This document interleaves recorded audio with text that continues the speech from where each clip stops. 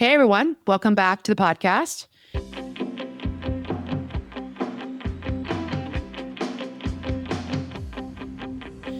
Today, Tim and I are talking about the culture of self-optimization, which you didn't know we were talking about until I said it right now. That's why you're looking at me wide-eyed. So true.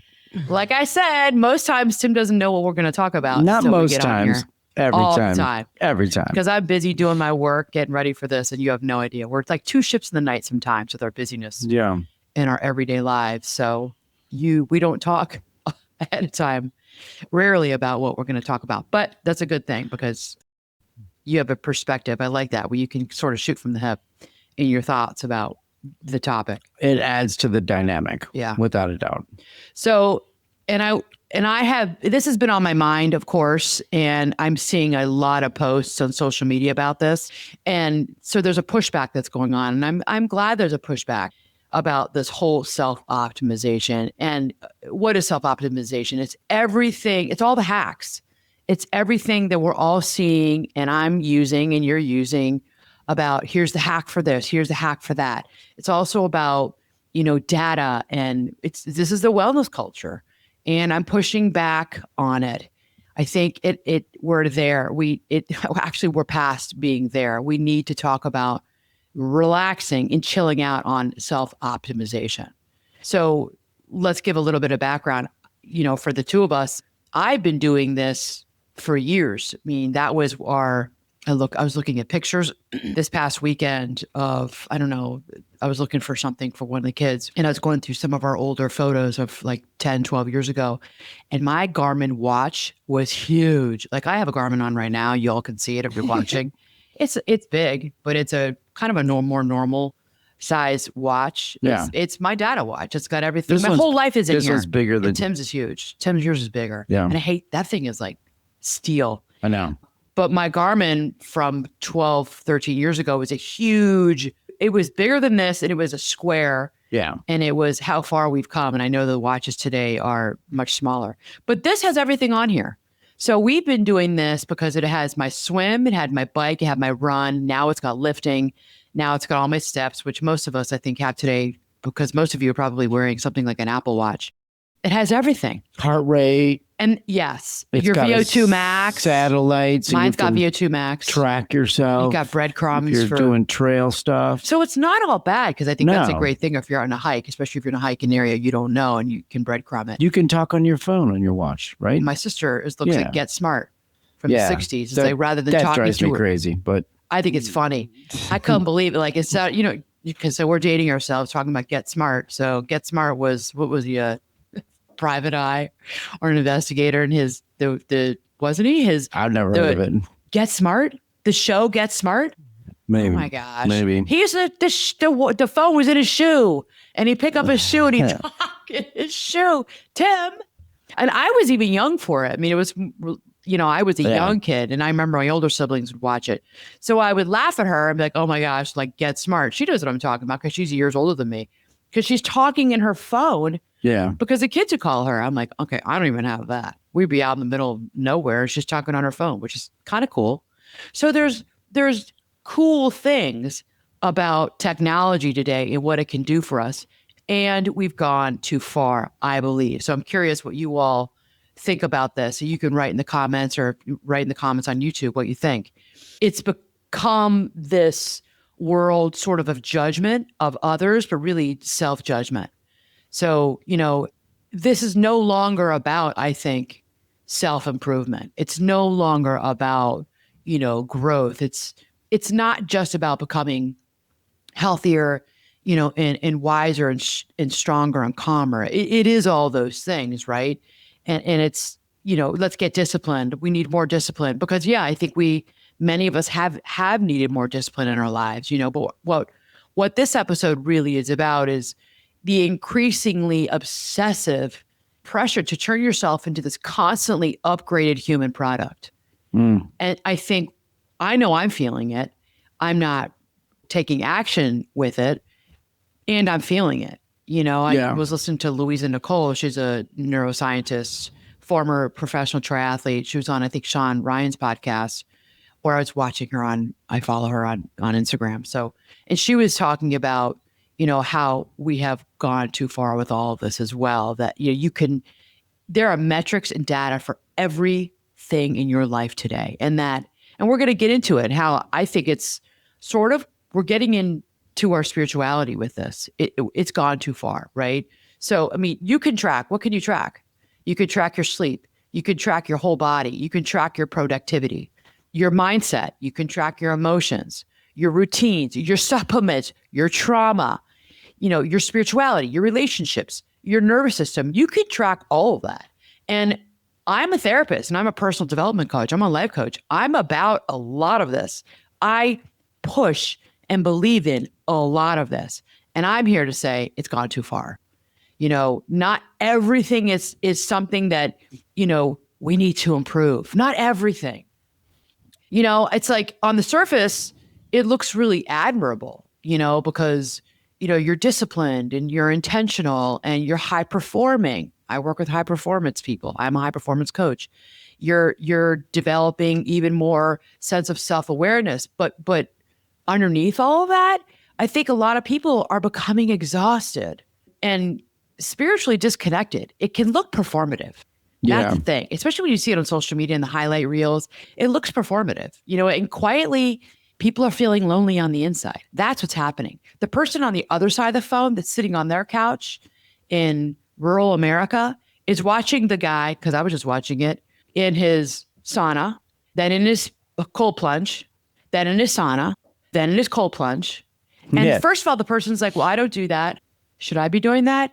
Yes, I should be doing that. Well, I can't afford a sauna. I can't do that. Where do I find a sauna? And do I want to get that cold? And what's the point of it? Why am I doing it? What's the science? Yeah. What's the research showing? What's the data showing? There is some out there, and I don't have it here today for this episode. There is some. I don't know. I know there is. I don't know if it's something that we all, air quote, should be doing. And I think the person that's sitting on their couch on the other side of the country or the world is like, is that going to help me live longer? Is that going to keep me from developing dementia like my grandma passed from? Well, then maybe I should be doing that too, but I don't have access to that. And I think there's a sense of moral superiority around that. And that's what I'm talking about today, because I got to call this shit out. I'm sorry. I'm getting tired of it, and I do it. You all see. I mean, I look at my sleep score, and it's gone too far. It's gone too far. I might shock you. I might land on the other side of this, which would be completely opposite of what I always say. I'm usually into the vintage, the old school, the throwbacks, all that stuff. But I don't know. I think on this one, I might land on the other side, just because I think with that amazing technology. Yeah. Right. So there's really kind of two streams of this. There's this amazing technology in all kinds of facets of our life. And I think it allows us to coach ourselves and guide ourselves through life, probably in a more intellectual way, because of the data that we can get to help us. Right. I think there's a lot of wonderful data. Right. That's one side of this. I think what you're saying is that going too far with all of that and allowing it to consume yourself, and we're going to get into that, is a bit of a problem. But I am all in on the data, because I mean, I use it with my athletes. I use it with my people at work. There's so many wonderful things now with data. It's so helpful. It is helpful, and I don't disagree with you. I mean, this thing has my VO2 max on it. Yeah. It tells me, it predicts what my next 5K run pace, what my finish time will be. It predicts what my run pace ought to be. I mean, it really is unbelievable. And I'm not knocking some optimization. Yeah. Some. Yeah. Not all. I mean, I wouldn't have been able to live, but they're not hacks. I mean, you have to do the hard work. Like, I would not have been able to live without my power meter on my bike when I was doing all my training for racing. Yeah. I have to see all that data goes into, a mathematical thing that my coaches it computes out, like all my power, the different powers, my interval. Well, it gives you all your zones. It gives me all my zones. Yeah. It gives me the powers I should be at. It gives me zone 1 to 5 for biking, and then running. Yeah. Swimming. It tells you everything. And when I'm actively training for triathlon, I am all about the numbers. It's what informs me. Like I need to be zone 2 running, and then I need to pick it up and be in zone 3 tempo, and then you're rarely in zone 4 and 5. I mean, that's maybe a race day. But on my bike, I'm looking at my power numbers. I got to stay within a certain power range in zone 2. Don't go below it. Don't go above it. And that's how I'm optimizing my body for a specific goal. Right. So I'm talking about a specific goal within the context of training for a race, and it is true as the identity that I've had of myself for many decades now as a triathlete, as an athlete. And we're going to get into, and I will be the first to say, and I think there's a lot of that can be about ego for people. And that's a little bit of a side issue here. And we're going to talk about that too. Because I think for many people, like how good they are at all this is ego. And that's what we're getting into. And that's why I really wanted to do this episode today, is because I'm seeing it's affecting people's sense of spirituality, whatever their spirituality is, like this moral superiority.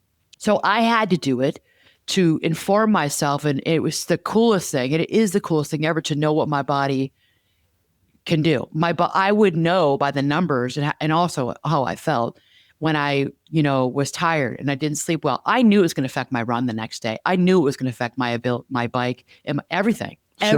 Yeah. And it was wonderful information. And that's why there were times when the coaches would be like, all right, you guys, and they would be like, you're too into your data. I mean, you can be on Strava, you see yourself on Strava, you can see yourself, look at the Peloton. Remember, we were all on the Peloton app or on Peloton during COVID, but many of us were on Peloton before. And our friend Jen, she's amazed. She loves Peloton. She gets on there and you got the leaderboard. It's all about they're doing it on purpose because they want to incite sort of competition.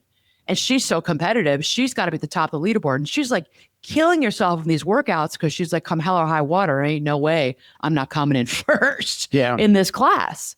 So optimization, I don't know. I mean, how many times a week are you doing that? It's so much data. And the coaches would say, everybody take watches off. You're going for a 5-mile run. I just want to know you did it. I don't put the data into the app that we would share where they could see it. No data. If you want to run with music, that's fine. They even would say run without music, which I think is a wonderful thing to train as well. Just let your mind go. Just think, just see where your mind takes you on the run, but get those watches off, get the heart rate monitor off. You see me now.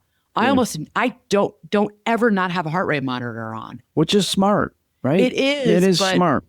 What I'm saying is that it can go too far. I don't disagree with all of that. I think we've also got listeners out there that have no idea what is being said when we talk about athletics and competition. Sure. We also have people out there that are just trying to live life. Yes. Right. And so to have, I mean, you and I have done this. We'll go to a foreign city, right? Yeah. And we want to go for a run or we want to go for a walk.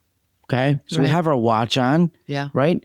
If somebody has some type of condition, it's a wonderful way for them to watch their heart rate and be mindful of where they're at with that. So that's amazing data. And I think that also if you're going for a walk and you're not really sure where you're going, to be able to watch what's happening on your watch in terms of the map, the live map, and then hit send me home or breadcrumbs or whatever it is on your watch, and then it'll guide you back.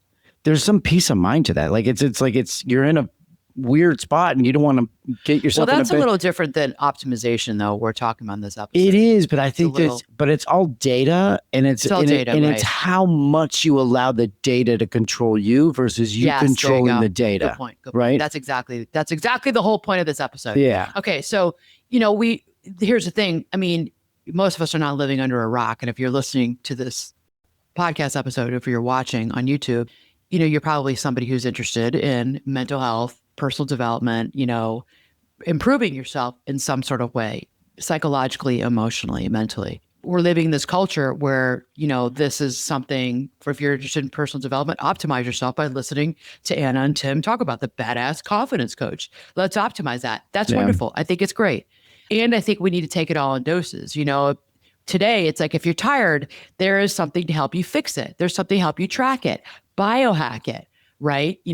Supplement it, cold plunge it, right? Meditate it, right? You can do all of that. Let's get you to be a better human, right? If you're struggling emotionally, there's something out there. There's a way for me to help you optimize, not me personally, Anna, but I'm saying like watch someone's account on TikTok. If I can help you heal faster, regulate better, right? Journal more, process deeper, become more self-aware, right? If your relationship is hard, well, there's something for that. There's something to help you communicate better. Attachment style it, therapy speak it, optimize intimacy. And listen, I mean, some of these tools are genuinely helpful. I promote them. And I think you all know this. You've been listening to me for a while. I'm all about a lot of this stuff, right? I use them. But there's a point where growth stops being about becoming more fully human, right? There's a point where it starts becoming this endless attempt to escape not being perfect, to escape imperfection. That's the messaging that we're all getting. It used to be, some of it's subliminal. I think now it's just more out there. It's not so subliminal anymore, right? That's the shift. Yes, self-improvement is important. And that's my jam. And if you're listening, you're watching, that's probably your jam too. And I'm here to say, I think we've gone a little too far. You stop living your life and you start managing your own self like it's a full-time project. And let me tell you, there are people out there who are doing this, right?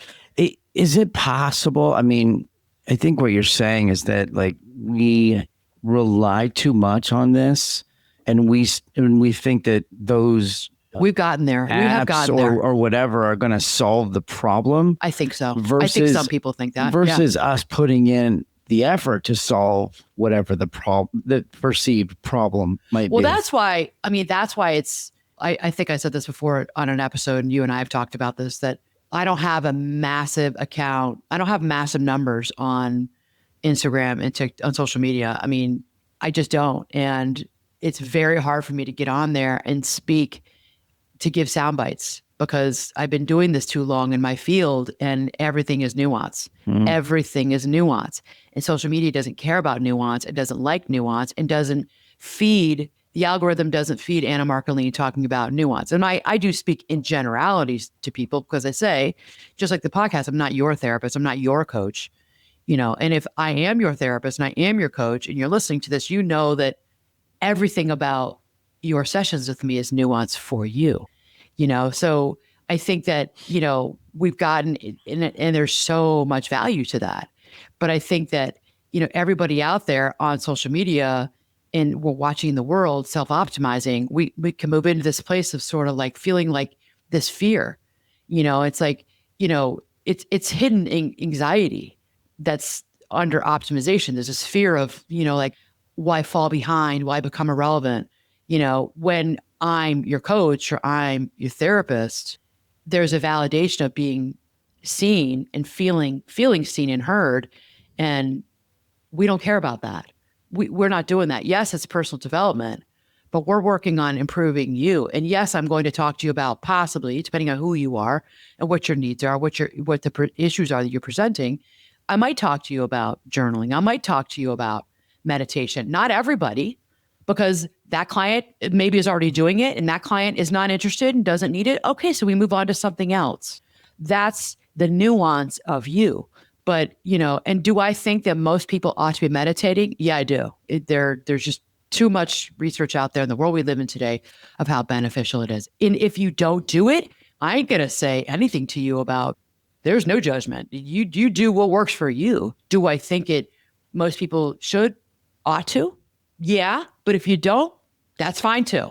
Right. You find another way. I mean, you can't, because you can't force it. You can't force it to work. But it doesn't mean they're not optimizing their best self. If there's someone, you know how much I hear people say, I don't want to meditate. Meditating is hard for me. I don't want to do it. I'm not interested in it.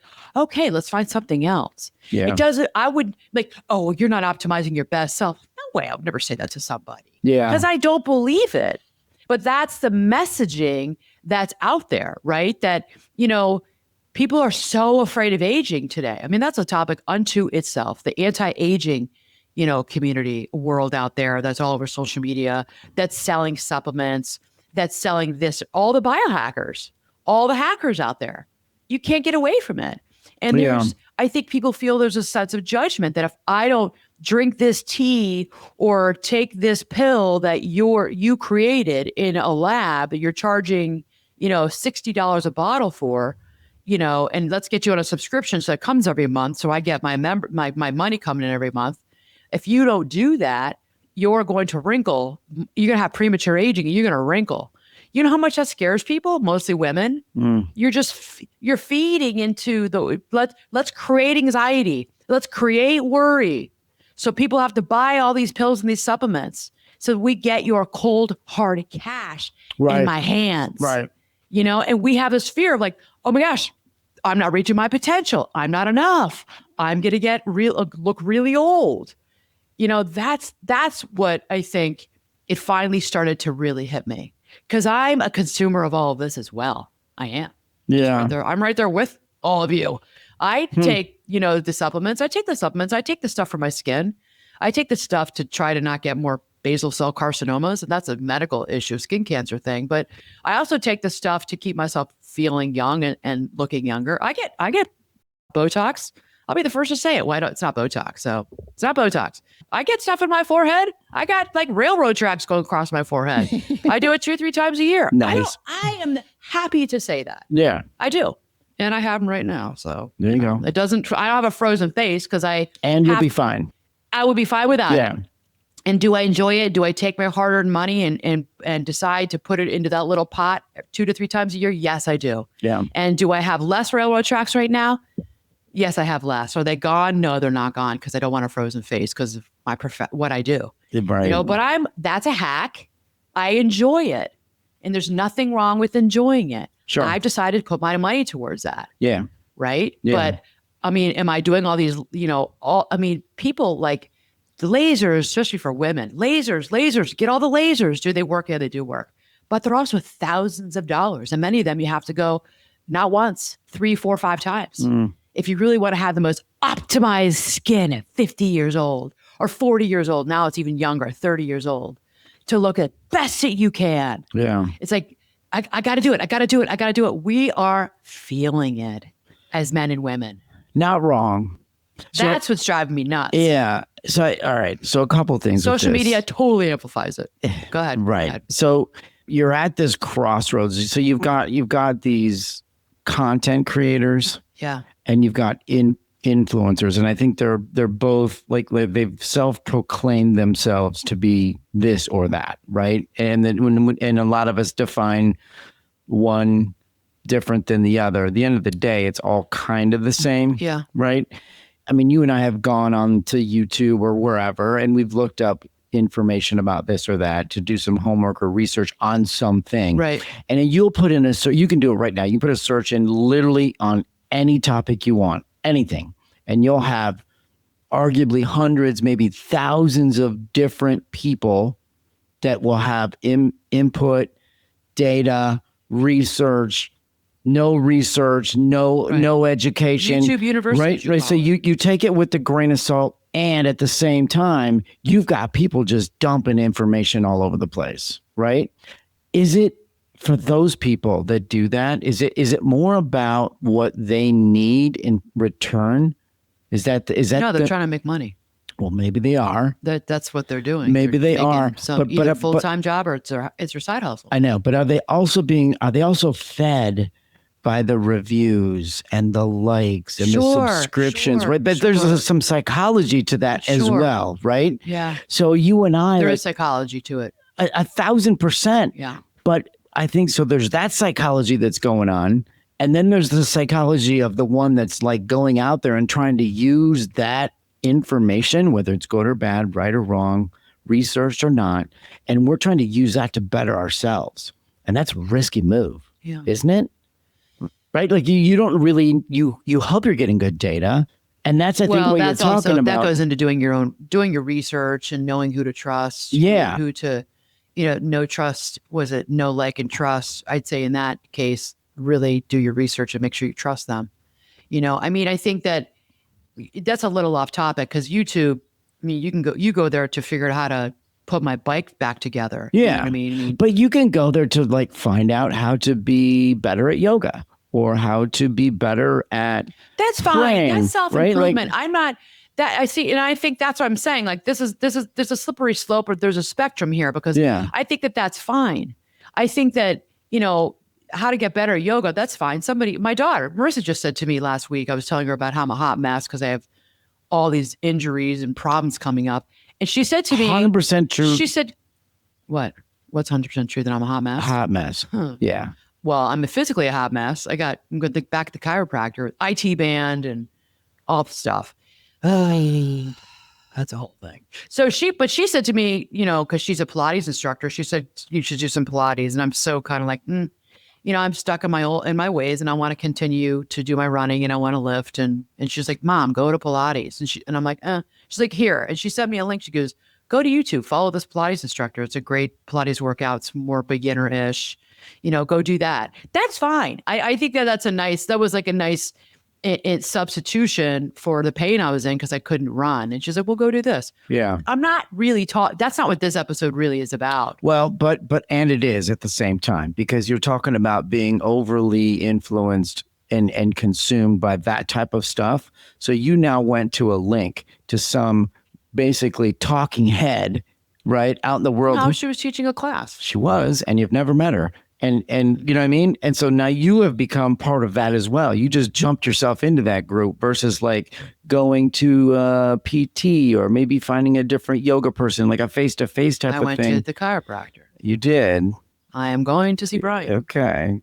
I don't know. I think that's fine. I don't know. I mean, I think that, when we're always trying to hack our way or hack our way into this optimization, I think that, your life can become you compare yourself to other people's curated excellence, and that's more of what I'm talking about, because, we're watching online. Everybody seems to be so emotionally involved. I talked about, everyone's so fit, spiritually grounded, because they went to this, $8,000 retreat in Costa Rica, this yoga and spirituality retreat. Everybody seems to be so productive and financially free, and deeply self-aware. That's more of what I'm talking about. I think it's fine for me to have an injury, talk to my kid, and she's like, okay, Mom, you can't do that right now. That's stupid. Don't keep trying to run. Your knee is killing you. Your IT band's killing you. Here's a link to this. There's this really good Pilates instructor on YouTube, but it's free. Go do it. Yeah. I think there's nothing wrong with that. I don't think is it me trying to optimize my body because I'm used to fitness? Maybe. Yeah.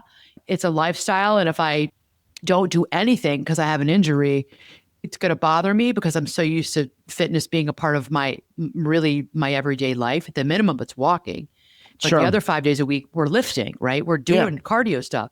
Yeah, I think I don't think that there's anything wrong with that. I think that we are in a lifestyle that hopefully we will be able to do until our end days on this earth. I think that that's a wonderful thing. And if I need to clarify that because you brought that up, then I'll clarify that for everybody. I'm not talking about that. Do I think we should be exercising? Yes. Do I think we should be walking? Do I think we should be strength training? Do I think we should be doing, according to Stacy Sims, the badass who wrote Women Are Not Small Men? Do I think that women should be LHS, lifting heavy shit? Yes, I do. Do I think we shouldn't be eating Cheez-Its at night in front of the TV? No, I don't think we should be eating Cheez-Its. I'm not talking about that, right? I'm talking about this self-optimization of, to the nth degree, push, push, push, push. And then we have a sense of judgment around if we're not doing it. And it's our own really judgment because we're comparing and we're despairing about what we see mostly on social media. Yeah. This is not in your neighborhood. This is probably not with your friends. You do see it if you're in a community, maybe maybe at your box, maybe some of your CrossFit people, you're comparing yourself to them. Maybe you're comparing it to your running group. Everyone, because we all got our watches going. But in a running group, in real life, IRL, you get turned off by the guy who's bragging about the pace he ran. You're turned off by the person who's like, well, I did this and I'm going to go swim now. Everyone's like, oh, whatever, shut up. Yeah. In real life, that's how we are, Tim, right? Oh, for sure. You don't like the person who's the braggart. You don't like the person who's not like, smiling and laughing after, hey, good run. Everyone's patting each other on the back. Who's going to Starbucks or getting coffee or going to the local coffee house, and everyone's going for coffee. That is what I think we're missing. Sure. It's you know what I mean? And and we're all tracking our pace and our stuff, but no one's talking about it. You just stop your watch, you go and you walk to the coffee shop. Right. That's air quote more normal in life that I think we have to get back to. But the problem is because this is me, people. I mean, this was me, and you have to be this way as a triathlete. I got away from that. I never ran with your group anymore because I was always self-optimizing, but it was for a specific goal. We've gotten away from, I was trying to race. I was racing and I was trying to get on the podium. I was trying to actually win my age group. So I had to hire a coach and I had to stop running with all of you, which I missed because I had to run by myself at the paces that were set for me according to all the data I'd given my coach. And my coach had said, all right, mile 1 is this, mile 2 is that, mile 3 is that. That's different though. That was for a specific goal of a race in August. And then I had more after that. And then come the fall, I'm not training anymore for that. And I'm either not working with my coach for a couple of months or she's like, you just go out and go for a run. And that has me back with the running group, back with my friends, back doing like the 10-minute mile so everybody can talk and to share about their kids and their lives. And I think what you just described is a good metaphor because I think that like we all have a tendency to get trapped into this, right? You were in a good way at the time, but you were trapped into this data. Right. Right. And at the same time, life was still spinning all around you. All the fun things were still spinning around you that you enjoyed. All the interactions, the 10-minute miles, the coffee, all the things, right? In life, we allow ourselves to get trapped into this spinning ball. And then we forget about all the good things that are going on around us because we're like so stinking dialed into it that we can't get ourselves out, right? That's what you're talking about. Yes, and think about our nervous systems because our nervous systems were never designed to absorb this much consumption of other people. It was never designed for this. And so this is the rub for me. Yeah. That's why it's so important to get out in real life and walk with friends and stop watching people walk on TikTok. Stop watching other people walk in the woods on Instagram. Go walk yourself. Well, unless they're saying good things while they're doing it, because sometimes we do. Sometimes that you like that funny. There are some good things. Let me just say this though: some of this stuff that we're watching, I think we have to all remember we are watching the best of that person, right? We're not the highlight reel. We're not watching One Take Wendy. Right. This didn't happen like you just hit. You recorded and you got it on the first take. You guys have to realize. Even me. Let's be real. 5, 6, 7 takes before they drop that one. Yeah. Right. If we saw all the B-roll on all these people, we'd be like, you know what? I don't know if I'm actually believing everything you say because you're so freaking scripted. Because the hot woman with the great body in the kitchen who's showing or who's doing a get ready with me, she already has some foundation on because you're not really seeing all her acne scars, or she's got a filter on, or the woman in the fitness or the influencers in their beautiful kitchens. Is it their kitchen? I don't know. Maybe they rented that kitchen. Maybe it is her kitchen. But let me tell you, they started to record and they saw that they had a little bit of maybe something hanging out over their belly. They have a great figure, silly, but they've got a little bit of maybe because everybody's got body fat. They got a little bit coming out over their booty shorts, and they have to stop it. And they have to go tuck that in, or they're standing at a different angle. So I know that most of us know this, but we're here to just remind you of that. Okay, to stop comparing and despairing because this is all smoke and mirrors. It's all smoke and mirrors. And I think this is a perfect metaphor again. I think you got to remember what's going on the other side of the camera. Yeah. Right? You're seeing the product. That's all you're seeing as a viewer, you and I included, right? But what's the team look like on the other side of the camera? Like we don't have like a team of 7. We could have a whole team right here, right? With all the things, the lighting and the teleprompter and all the stuff. And pause, we got to re-record. I do wish I had a producer who was here who could do like Joe Rogan does, and we could look up stuff on YouTube together and we could talk about I can pull up the latest research right now. There's value to that. And someone putting it up on the screen, we could all look at the research. Yeah. Maybe that's what we're going to do at some point. So I think that's fine. Well, that's like I'm going to try to optimize the podcast even Right. better, but it's for all of you. Right, Like we right. all can partake in that. And that's the point, is Right, that you're right. producing content that you are hoping will help someone else, Yeah. right? Versus help yourself. Like it's going to help myself because I'm going to get more likes and I'm going to get bigger sponsors. I'm going to get more, all the things. And, right? and so this is what's important. You know, researchers, because researchers studying social comparison and digital self-monitoring are increasingly finding links between chronic comparison, anxiety, low self-esteem. It's leading to this, low self-worth and low self-esteem and this emotional exhaustion because they're doing this comparison. And so many of us are living on our phones, right? I mean, we're at it on our lunch breaks. We're on our phones before we even get out of bed in the morning, at night before we fall asleep. This is the stuff that our brain, all this data input. I don't think we really realize that our mind, because we're one and the same, we're all one person, right? But I don't think we really understand how much our mind is taking in, right? So and what's different now is that this optimization culture makes comparison feel virtuous, right? It's not simply I want to improve, and that's okay. I want to improve. I'm working on that, daily. You want to improve. It becomes I should be improving constantly. What's next? I got to up the ante, and that creates this enormous internal pressure inside each of us, right? Because we're moving from self-care into self-surveillance, and that's what's really important here. And eventually people start, they try to optimize themselves into safety, right? Because there's no finish line to enoughness. It's never enough. There's no finish line, or the goalposts keep moving. That's the thing. Optimization culture quietly is teaching us or telling us you're always one habit away from becoming acceptable. You're one habit away. You just one more, just a little more. That's psychologically exhausting. It's like that scene in Monty Python. Is it The Life of Brian? Well, I'm dating myself talking about Monty Python. Seriously, where are you bringing all these things up for? Jeez. The big huge, because I love Monty Python. All these old Tis but references. another bite. Could have one more bite. Tis but another bite. She's trying to put the mint in his mouth, and he finally explodes. You all will know. If you know Monty Python, you know Life of Brian. You know what I'm talking about. It's like just a little more. Just a little more. Just a little more. Okay. That's exhausting. But for him, he blew up. That's It's funny. physically exhausting, but it's psychologically exhausting, right?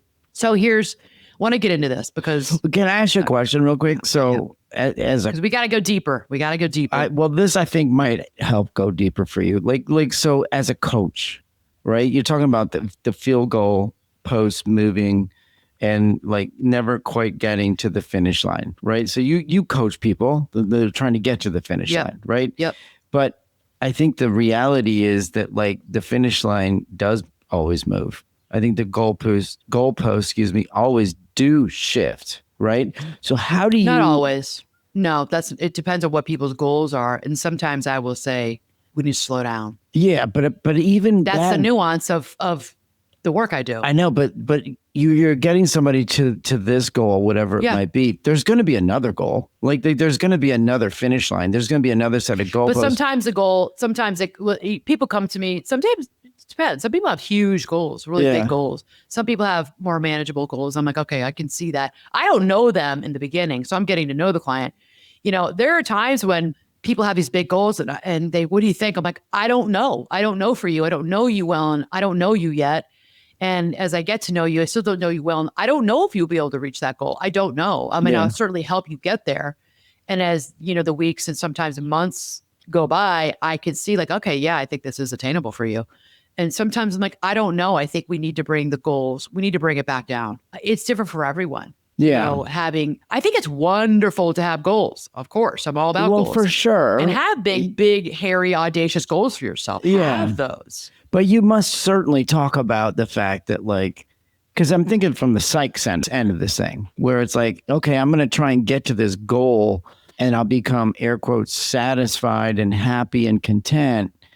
And then I'm going to have to do this again, right? There's going to be a second goal now, and then there'll be a third goal. So it's like I'm taking myself in my mind through this roller coaster. I'm concerned about what you just said. I have to do this again. That would be a red flag for me. We'd be talking about that. You just said, I have to do this again. Well, I will want to do it again. Yeah, that's different. Yeah. But the wording is important because I mean, that's what I got an antenna for that. Like, okay, well, what's that mean? What I noticed you said that. Yeah, because I think that I have clients who are fully into optimizing themselves, but they're exhausted and they're like psychically exhausted. But we got to keep going. We got to keep going. Got to get better. The goalposts keep moving. Yeah. Or the finish line was here and then they've reached it. Now it's up here. And I'm like, let's slow down. Yeah. Because that is a recipe for burnout.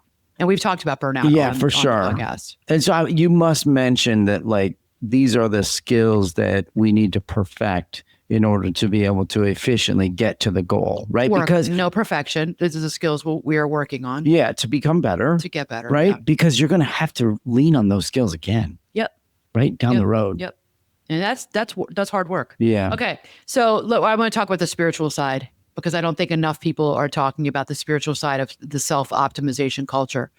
I think that it's because it's not just psychological anymore. I think this optimization culture is becoming spiritual for people and not really always in a healthy way. So what do I mean by this? People increasingly are deriving a sense of moral worth from how optimized they are. And I've seen it. And I will admit, I've gone down this road a little bit myself. I will admit it. There's been a little bit of a narcissism in me when it came to fitness years ago, where I thought I was, I thought I was a little better than. I did. And this is a real vulnerable statement I'm making right now. And one thing about this podcast is there's no room for anything but honesty here, and even if it's raw honesty. And we'll get into more of the honesty piece as we get further into our episodes, because there's a lot more that I know we're going to talk about in our future that's going to be hopefully not exposing, but just vulnerable episodes about our lives. One, in the context of this conversation today is, I definitely feel like it has taken the place of spirituality for me in sport and athletics, where, me self-optimizing the best I could be as an athlete, it's been this almost like I'm spiritually better. And I don't feel that way now. And I will be very hard. I don't know if I could even see myself through it if I was in it. I look back and I'm like, wow, there were times I was egotistical.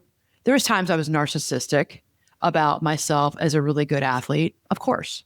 And there are a lot of people out there. I'm just saying what no one else is saying, because I know in the world of triathlon, there are so many individuals who have been this way, who have thought this way, and are this way.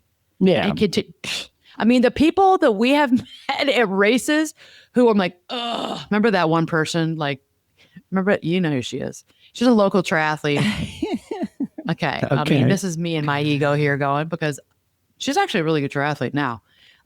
I'd beat her. I'd kick her ass in every race. And I was like, I thought I was like so great. And I was like running past her because she could swim and she could bike well, but she couldn't run.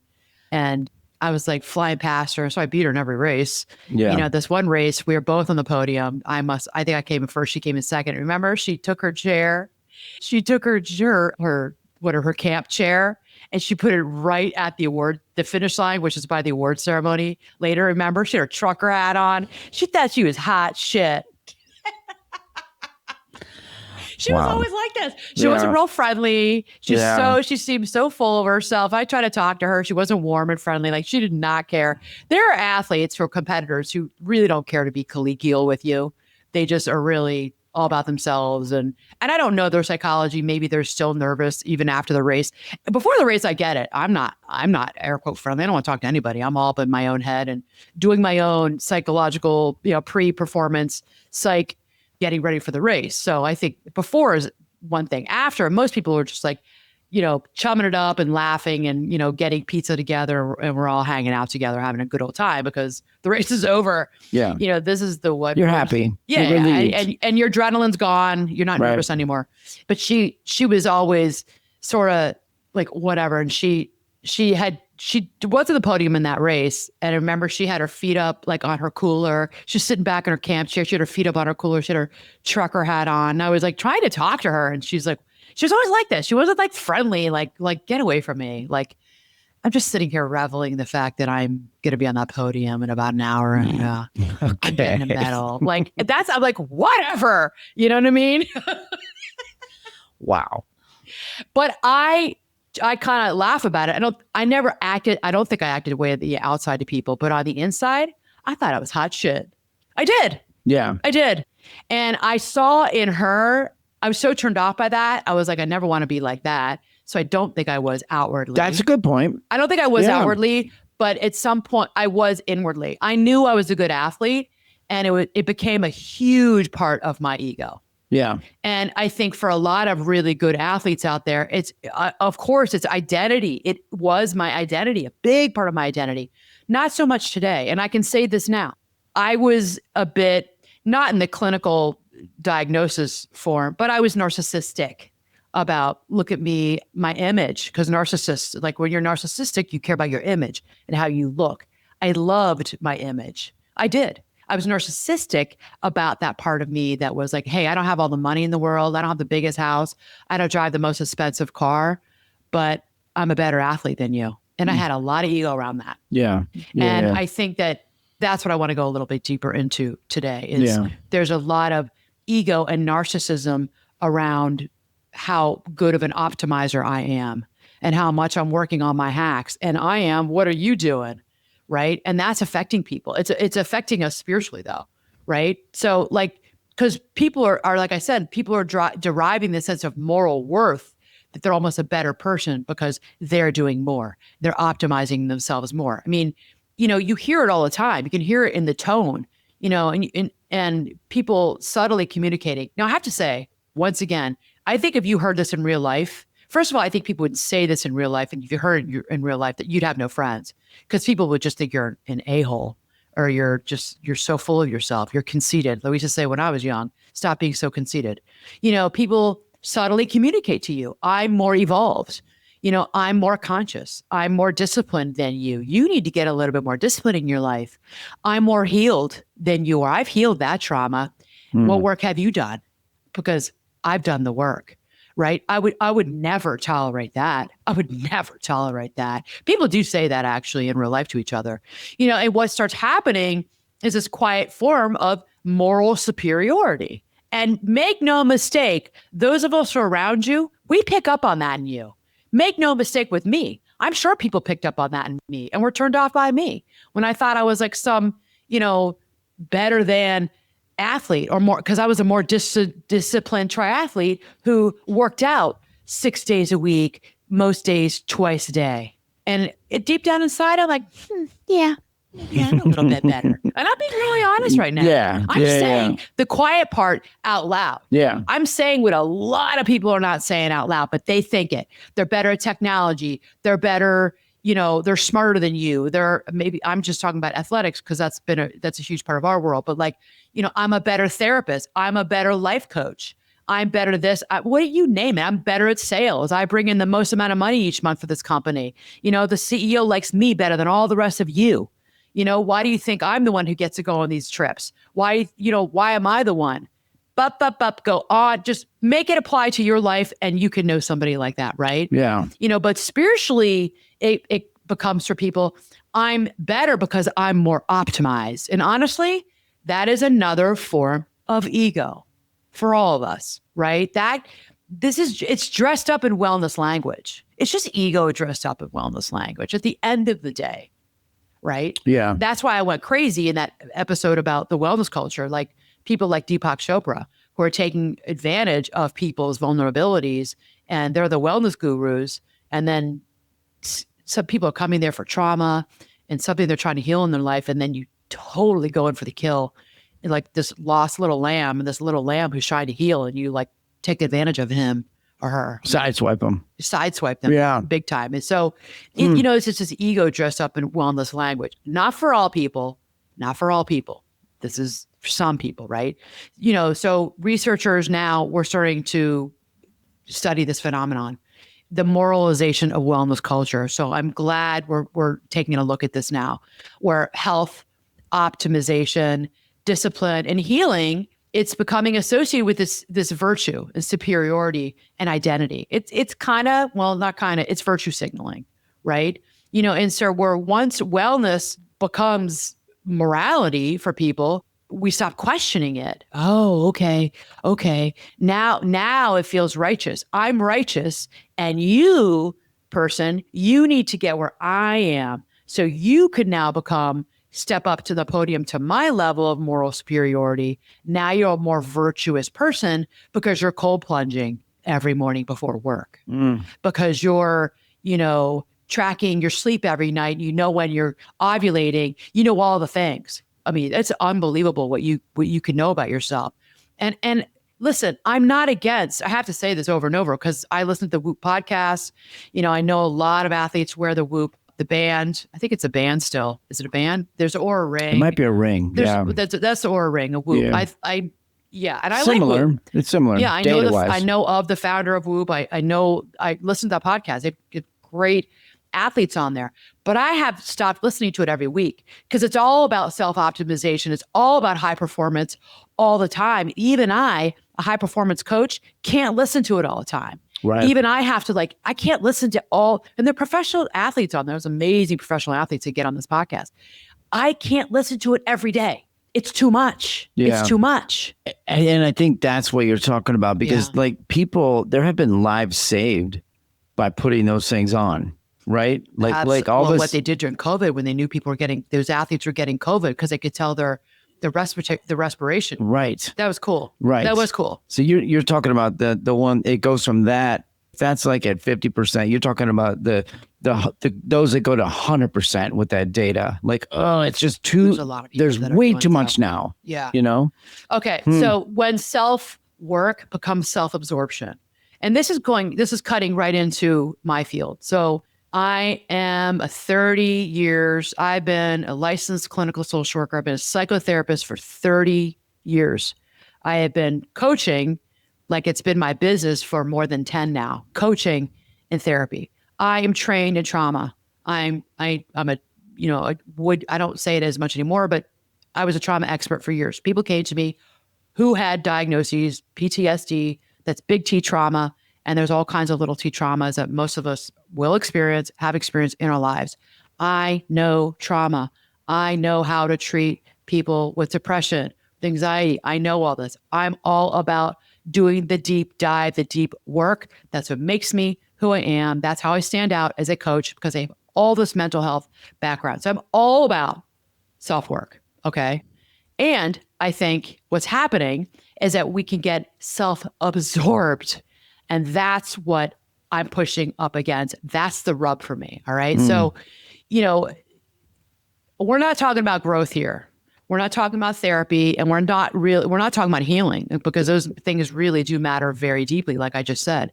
But there is a point, and this is what's happened, where constant self-focus is becoming psychologically distorting for people, right? Every emotion's getting analyzed. Every discomfort is pathologized. That's a big one. Every relationship conflict becomes this deep identity excavation. No, it doesn't mean to be all that. If you and I did that, we would be like wet noodles, like lying on the floor, like I can't get up. We can't live our lives like that, right? I mean, just pathologizing every discomfort. Get comfortable being uncomfortable. And I say that all the time. All the time. And this culture we're living in, it's like people don't want to feel discomfort. No, you're going to have to feel discomfort. You ain't getting through this life without feeling discomfort, physical, emotional, mental, psychological, spiritual discomfort. I actually think that those are gifts that are given to us by you, the universe, God, Allah, Jesus. Those are gifts that are given to us to help us grow, right? So because people are spending enormous amounts of time thinking about themselves, monitoring themselves, healing themselves, optimizing themselves, explaining themselves. And here's the thing, ironically, many people are less grounded than ever. This is what we're seeing. We're less grounded than ever. We are less resilient. We're less connected to each other. We are less spiritually anchored. We are less tolerant of ordinary human imperfections in ourselves and in others. We have very little bandwidth for this imperfect world that we live in and all these imperfect people walking around. Because at some point, self-awareness without perspective can become self-absorption, right? Self-awareness without perspective can, for some people, become self-absorption. And spiritually, I think it matters. This does matter, right? Because healthy spirituality has historically pulled people outward, right? Towards service, towards humiliation, towards contribution, towards meaning, looking for meaning in our lives, towards community. Get out, go to the people, go be with people, right? Optimization culture is pulling people inward indefinitely toward the endless management of the self. And I think many people are quietly exhausted from living that way. They're quietly exhausted. Yeah. I know. Well, what are you thinking as I was talking? I know you're staring at me. Well, you're describing a world that goes completely against the system of 2026. Yeah.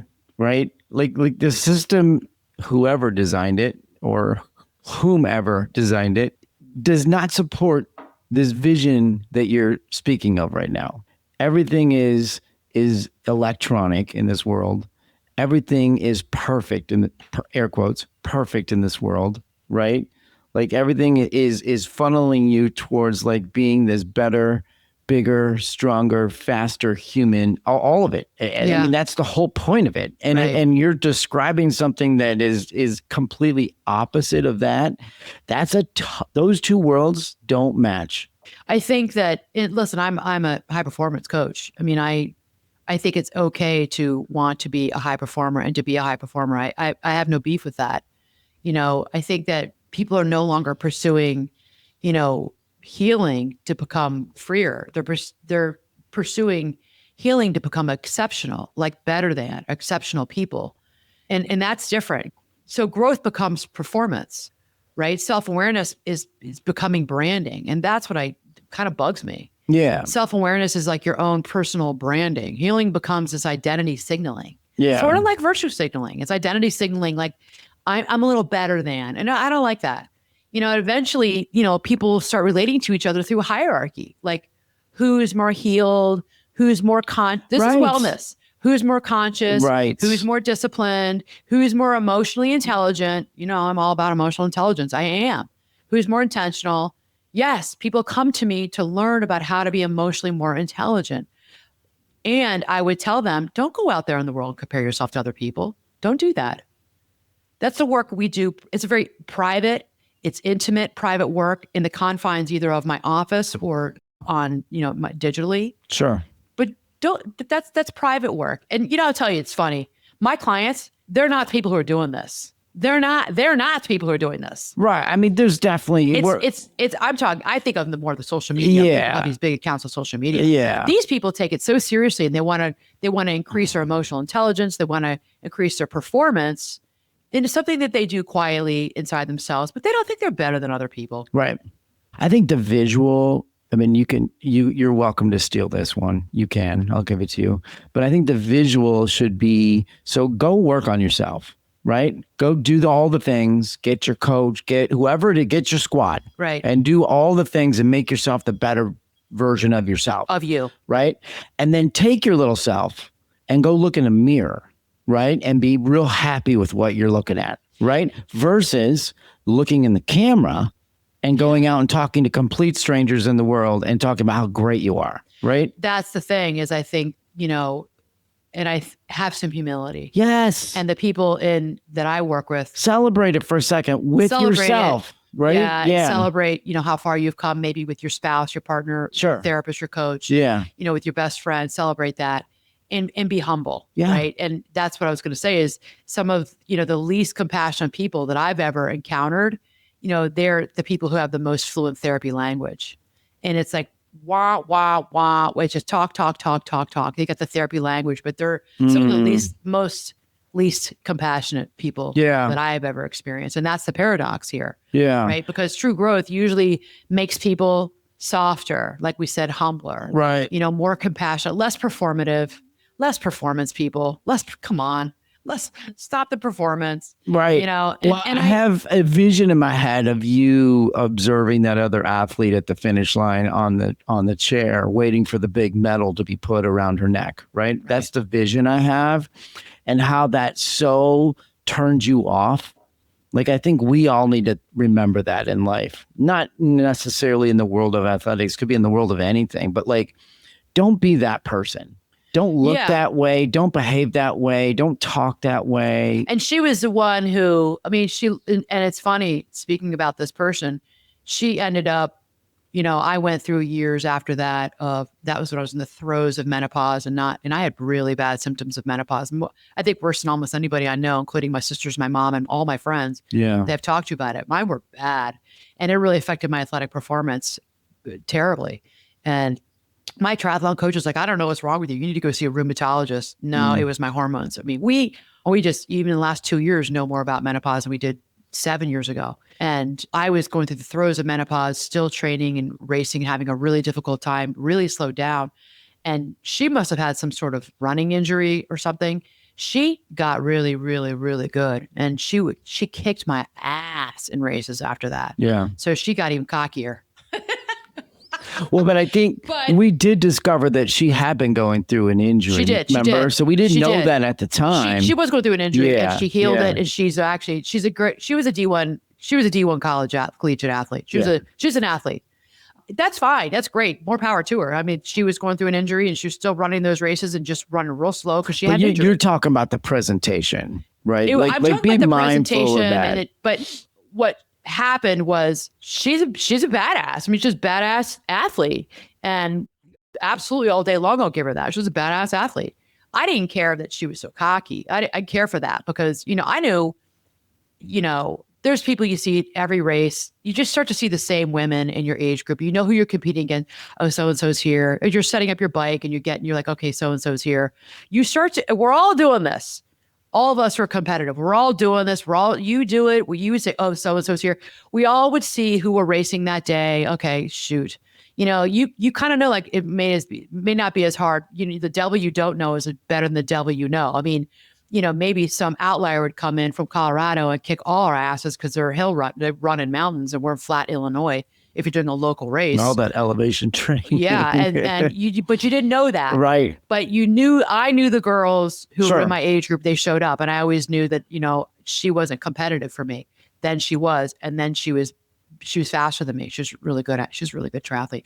But I'm talking about her on social media, showing off her body all the time, showing off her 6-pack abs, showing off, I don't know. I guess it's just the way I was raised. I mean, it's not a humble brag. It really is not a humble brag, but I grew up like, don't be that way. That was how I was raised. I mean, have humility. Don't be like that. And she, in a way, I was like, good for her. I mean, she does not care. She's living loud and proud. But I think I wouldn't mind any of that because she has a great body. She's got amazing abs. She's so fit, showing herself swimming in Lake Michigan. Like, you go, girl. I mean, early morning swims. That's awesome. Love that for you. I really do. I think it's the impression of unfriendliness and coolness towards you that it almost seemed, now I don't know this because I don't know her. I haven't spoken to her about it. It seemed like she thought she was better than because she was so self-optimized. And even I, who is, a good athlete as well, was like, oh, so she's more optimized because she swims in Lake Michigan 3 mornings a week at 6 a.m. in that freezing cold weather with a wetsuit on. I'm not doing that. I'm going to the pool because I don't want to swim in that cold water every morning. You know what I mean? Like, that's what you do. Right. And I'm like, Anna, stop. I got caught up in that a little bit. Sure. It's comparing yourself to the people who are so optimized. Right. And I think that's the metaphor right there. I think that because you just dropped another good one. You're doing a good job at this today with all these little metaphors in life. Thank you. Yeah. Well, thank you. I don't think you've ever said that to me before. You're doing a good job today, podcast, you know. Nice work. Good job. Way to work it. Good job. Come on, girl, you got this. Okay. No, I think you said showing up to the start line and looking around you, like showing up to the start line in life, right? And looking around you and being overly concerned with like, what does this person bring to the table? What is versus like, let's talk about what I bring to the table, right? And I'm going to be the best version of myself in anything, not just athletics, in anything, right? Don't worry about what this person does. You don't control that anyways. You control you. Right? Do the best version of you in this situation. So I'm going to give you all I'm going to throw you something. I'm going to tell you what I think I've said it here before, but I tell all my coaching clients this. Like, I think everybody hears this. Put like the racehorses. Yes, you've heard this before because I know I've said it. Like the racehorses, the thoroughbred racing, they've got, and all the horses, the harness racing horses too. They put blinkers on some of these horses. They put the blinkers on so the horse can't look to the side, doesn't get distracted, doesn't see the horses to the right or left. Some horses need them, some don't. So I would tell all of us, put those blinkers on, put the blinkers on and look straight ahead. Run your race. Run your race. You're not running their race. You're not running Susie's race. You're not running Joe's race. You're not running Jessica's race. You're not running Alan's race. Run your race. No matter what you're doing, that's right. No matter what it is in life, run your race. Yeah. Stop comparing yourself to other people. Yeah. Right. You know, when I get ready for a race, I go off, I'm by myself. I do my visual. I do all the things that I do getting ready for, you know, I do this actually with speaking too. You know, I have my visualization techniques. I have my breathing techniques I use. And if you work with me, I'll teach them to you. That's what I learned from the people who taught me. And that's what I teach my coaching clients. I do all of that. So I put my blinkers on. My blinkers are on half an hour before the race starts. I'm not with all the people. I'm not socializing, you know, because I am trying to use all the optimization techniques that I have learned to make me the best athlete on that morning to race my hardest and my fastest to get on the podium. Yeah. That's when optimization is great and wonderful, and do it and do all of that. Right. Right. But I'm talking about optimization, about living life today, because remember, I think you all know this by now. I'm talking that specific. If you are going to optimize yourself to give a great talk, I'm going to help you all day long. Let's optimize you. I'm going to give you hacks. I'm actually going to give you the hacks that I know that are going to work for you. I'm going to give you the hacks to go talk to your boss. we're going to talk about that. Well, I spent the entire coaching session yesterday with the client, talking her through the conversation she needed to have with her boss about a raise. And I gave her the hacks that I knew, share them all with her. That is different. Okay. Yeah. I think that what's happening in life and most of this is probably coming from social media, is that we're losing this ability just to be a person, just to be human, right?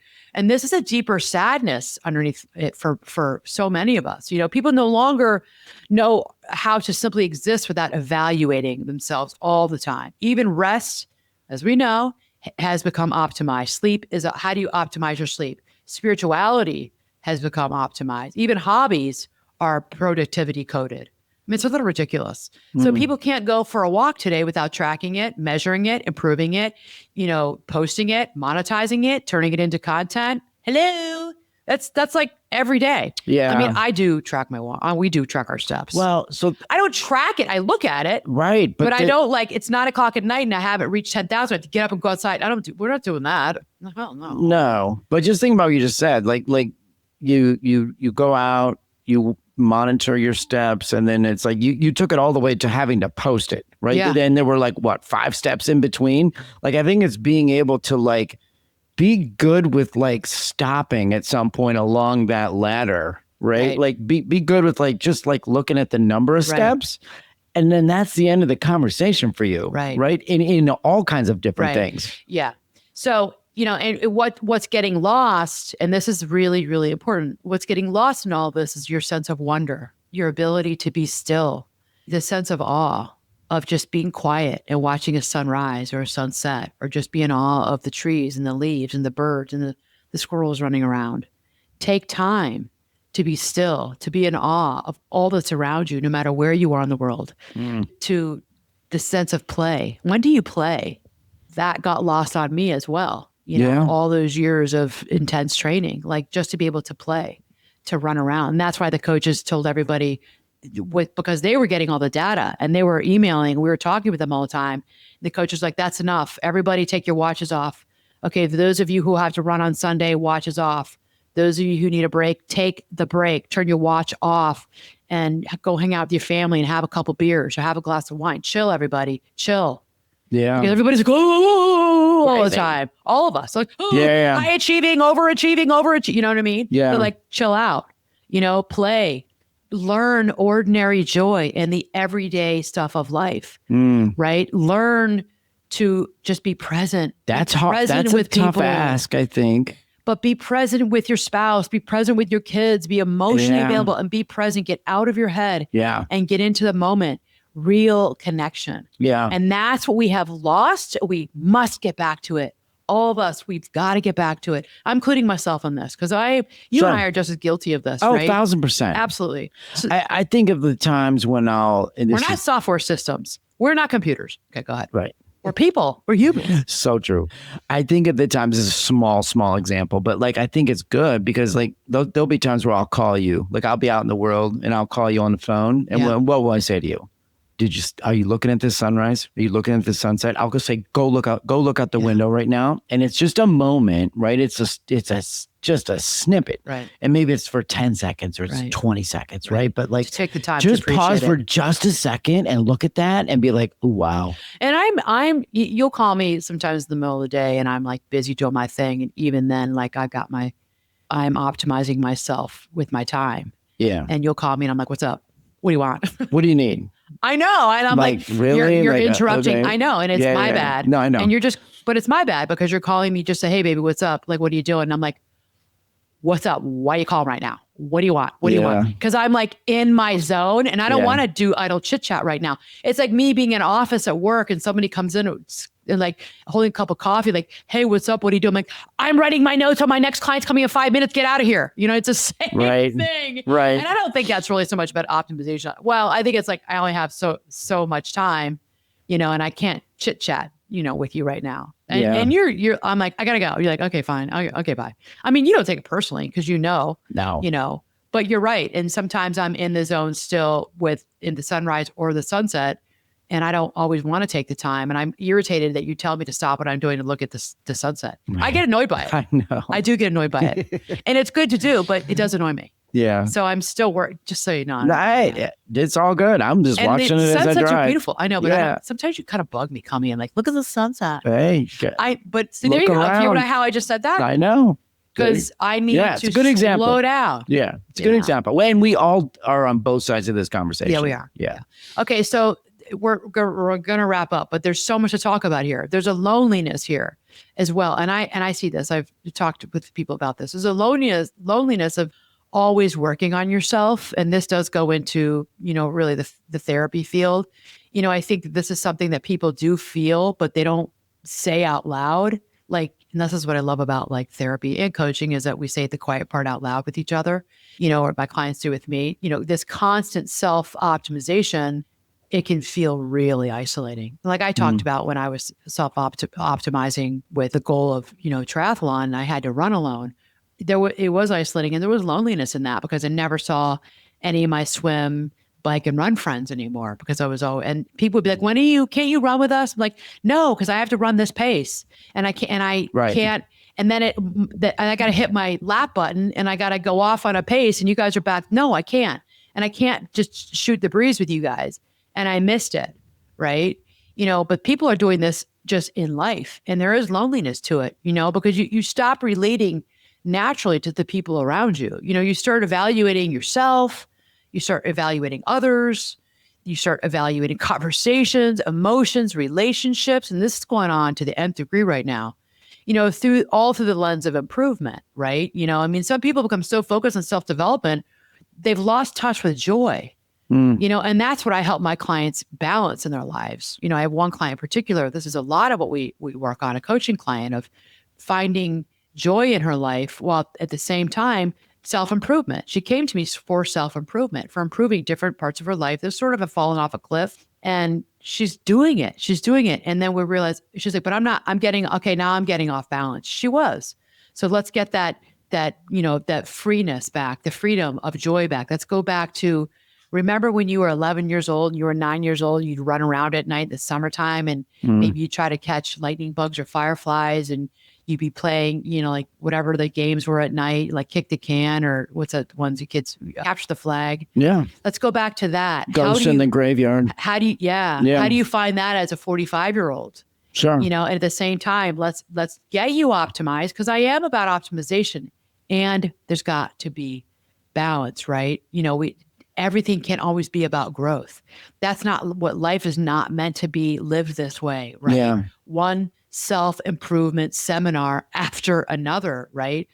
Some of the healthiest people that we know are not into optimizing themselves. We do know people who, they're engaged with life. They're laughing, they're connecting, they're resting, they're creating. Yeah. Right? They're contributing. They have friends. They're going, they're meeting people for coffee. They're going out to dinners. They love the people in their life well, and they have perspective. They have wisdom. And these are some of the people who are older than us, and we see them doing it and doing it well. Yeah. They're not constantly, sort of auditing their humanity, which I'm seeing it more with the young, air quote, younger, but it's our generation too. It's not generation specific, I don't think. So what does real growth look like? What does it really look like? It's not becoming this perfectly optimized person. It's someone who's more deeply grounded in reality. It's someone who's just working on being more honest, working on being more compassionate with themselves and with others, finding that and working on being more able to tolerate discomfort without turning yourself into a project every 5 minutes, right? Right. Right. Yeah. It's like making it's best versus better. It's better. I'm sorry, better versus best. Make yourself better, right? One step but forward. You're not going to make yourself best. There's always one other person that's the best. One right? step forward, everyone. Yeah. And remember, one step forward, two steps back. And that's the human experience, right? What does real emotional maturity look like? It allows room for imperfection, for contradiction, right? It's okay to have contradiction in your life. It's for grief. It makes room for uncertainty, that I'm uncertain about this or that situation, that there are ordinary days, that, that's what emotional maturity is, that there's boredom. And that's a hard thing for the younger generation. I'm bored. I mean, I remember saying to my mom when I was a kid, I'm bored. But now these kids, we never let our kids be bored. Right. That this is just an ordinary day, that there are limits in life and we need to have rest, and that we are all humans. This is our humanity we used to say all the time when I worked in psych, and I used to run the young adult, this is the 18 to 24-year-olds. I used to run these groups, and they'd come in and we'd do a check-in. The first group would be a check-in, and we'd say, okay, let's check in. How are you guys all doing? We'd go around the circle, and everybody would talk about how they were. And we knew that there was improvement. I knew that there was improvement when someone would say, yesterday was okay. Last night was okay. And we loved that. Like, saying okay was a good thing, especially if you came from a severe, like a panic disorder or an anxiety disorder, or you came from you're in a major depressive disorder, you're someone who's really struggled with depression. It was terrible. Yesterday was terrible. It was awful. It's like, oh, it's not good. Or they would be like, and I would know, as someone who was getting to know them in group therapy and being the milieu in a psych program, that they were struggling still. So when they would come in, they're like, I don't know. I'm here, right? I'm here. Because I knew they barely got out of bed that morning. It was their mom pushed them to get out of bed and was like, you've got to go to the program. That they were sitting there, and you could tell that the way they're clothed, the way they hung their head, they were slumped in the chair. Not everybody. I'm telling you an example. And that person would say, yesterday was okay. I was like, oh my gosh, that's improvement. To say okay. And we would say this as therapists. Yeah. Like, to say that it was okay is good. Yeah. That's okay. Yeah. That not every experience, not every day is a mountaintop experience. And I say this all the time to my clients. If you've worked with me and you're watching or listening, you're like, oh yeah, Anna says this all the time. I don't want you always in the valley. I don't want you in the valley. And not every day is a mountaintop experience. I would like to have you maybe halfway up the mountain. Right. Like, okay, you're halfway up the mountain. That's amazing. You got there. Now take a rest. That's okay. Yeah. I don't want you down, down, down every day. No, no, no.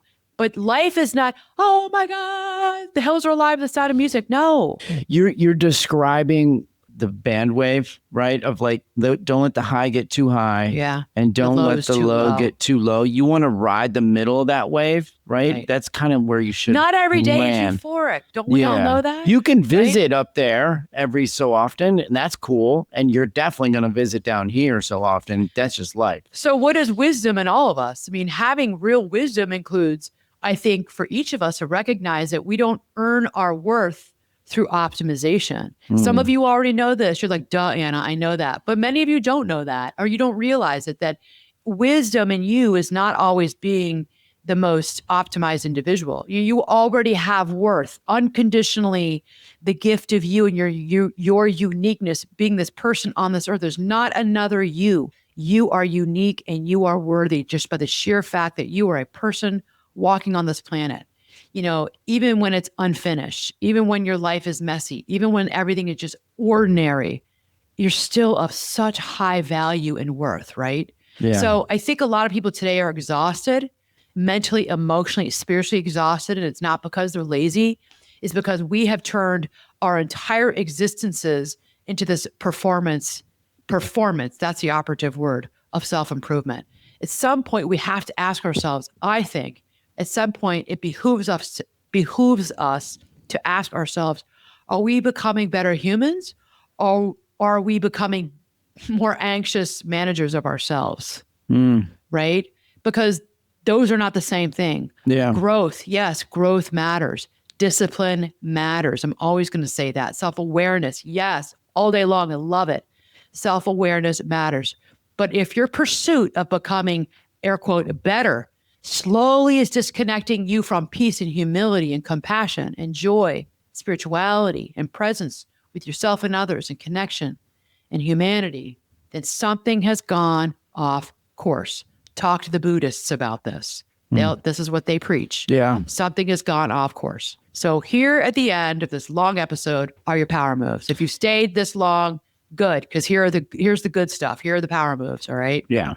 Before we get into the power moves, please don't forget to subscribe, rate, and review the podcast. Makes all the difference in the world. I know it can be a pain. Just scroll down, hit that 5-star button, and maybe write a nice 1 or 2 sentences. It really does make a difference. And if you want to work with me, you know how to find me. hello@annamarcolin.com. I have a couple slots open for therapy if you're in Chicago or in Illinois, the state of Illinois. I've got some slots for coaching right now. Okay. And if you're interested in group coaching, let me know that too. That next cohort is starting soon. Okay. So that is going to be a better financial for many of you. You can do the group coaching. That's going to be a better finances are concerned. Group coaching is amazing. My people who have been in my group coaching programs have all stayed connected after it ended. So don't think for a second you're getting anything less. In some ways, I think it's richer in what you're getting from me. And you will, I guarantee, you will come out of group coaching with knowledge you did not have before you started with me. I guarantee it. Okay. Guarantee it. Because there are things I know that you don't know. And there's such good stuff in there. And the camaraderie with the other people in the group, that's why I keep them small. People really get to know each other. And people have insights for each other that are just like, wow, that's an amazing aha moment. And we're learning from one another. So if you want group coaching, reach out to me to get some more information about that as well. Okay. All right. To end, here are your power moves. I want you to, number 1, I want you to notice where self-improvement has quietly become self-rejection for you. Okay. Because this is what's happening with people. Notice where your air quote self-improvement has quietly become self-rejection. Number 2, I want you to ask yourself, do I actually enjoy my life, or am I constantly trying to improve it? Am I actually enjoying my life, or am I constantly trying to improve it? Number 3, I want you to pay attention to where you're deriving moral superiority from your habits, your discipline, or your air quote healing. That was me many years ago. It's not hard to fall into. Sure. If you're optimizing yourself, do you have a sense of moral superiority from others? If you are, I would tell you to sort of knock it off. and move away from that. Okay. And this goes, I'm going to kind of go off on a little tangent here for a second because, and we didn't talk about this at all, but I need to mention this. There's a whole the sober living, the sober curious people, which I think is great. You know, we've gotten into that a little bit, just bringing down our drinking because of what we know is happening with the brain. And I think that people who are also doing the self-optimization, everyone's doing the no alcohol, no alcohol. You know, I don't see it as much with THC or cannabis, but I'm seeing it with the no alcohol. And I was watching a resident physician on TikTok yesterday saying how the self-optimization culture to her has also gone awry. It's like gone nuts crazy. And she was saying, so we're doing all the things, and this is how I feel. We're doing all the things, right? Because we are doing some self-optimization. I mean, I do track my sleep, not every night. I don't wear my watch to bed every night, but I do watch it. We are working out. We are trying to eat, air quote, eat clean or eat well. We're trying to drink water. We're trying to do all the things. And then they're saying no alcohol. I'm like, well, what do we do? Because we don't do cannabis. I mean, that's just not our jam. I mean, I will take a gummy once a year, really. You know, it's like, I enjoy a glass of wine. I enjoy an espresso martini. I do. I really enjoy it. And that's where I think we've gone too far as self-optimization. They would even have you not drinking alcohol because that's not what's best for the body. I think we need to bring it to the middle. And it's okay. I'm not talking about alcohol dependence. I'm not talking about addiction. That's a completely different category. But it's summertime. If you want to have a gin and tonic, have a gin and tonic. Maybe don't have 4, but have a gin and tonic. If you want an espresso martini, you're sitting in an outdoor cafe, have one. You want an Aperol Spritz or Spritzugo or all the different spritzes that are out there today, have one, everyone. I'm not pushing you towards it, but if that would make you feel relaxed as you watch the sun go down, you're meeting with friends and you're laughing about something, let's get that laughter in. Let's enjoy the weather and have a damn Aperol Spritz with your aperitivo. Come on. Come on. That's why I love Italy. Yeah. Aperitivo time. Yeah. Okay. I have to say that. All right. Your next power move. Let yourself do one thing this week with no productivity in mind. Just do one thing. Like go for your walk and don't track your steps. Go to sleep. Like I said, take your watch off. Don't look at your sleep score. Just let's back it up a little bit. Okay. Yeah. I mean, let's go for there's a happy medium. Yes. Yeah. Just stop looking at the watch. Yeah. Okay. And this is for both of us too. And stop treating your humanity like it's a problem to solve. We are humans. We are flawed. We get into habits. We develop attachments and dependencies. Okay. Let's work on that. Work on your dependencies. If it's a problem for you, work on your attachments. Maybe some of you have real dependency or got something going on. Maybe you're looking at porn. Okay. So maybe you want to back that up a little bit. You know, if you find that that's really a lot of what you care about. And I think each of you knows deep inside yourself what really, truly deep down inside, if you pay attention to your conscience, your moral conscience, you know when something has gone too far for you. Yes, work on that. Seek help with it. If you have a pornography addiction, you need to see an addiction person around that. Okay. But a lot of this is we're not talking about addictions. We're not even, it might be a dependence. I know many of us are attached to optimization culture. I'm saying this whole episode it's gone too far for many of us. And I'm seeing the loneliness. I'm seeing the sadness that's coming up for people. Yeah. So let's rein it in. Let's bring it back. Let's get out in the world. Let's be in real life with humans. Let's get in nature. And I think that that's really, at the end of the day, the way to start moving out of optimization culture. It's gone too far. Yeah. Okay. So if this episode resonated for you, send it to someone who is feeling exhausted from constantly trying to become, air quote, better, right? Sometimes the deepest growth in each of us is learning you were never meant to optimize yourself into worthiness, right? So until next time, take care of your mind like your life depends on it. Mad love to all of you.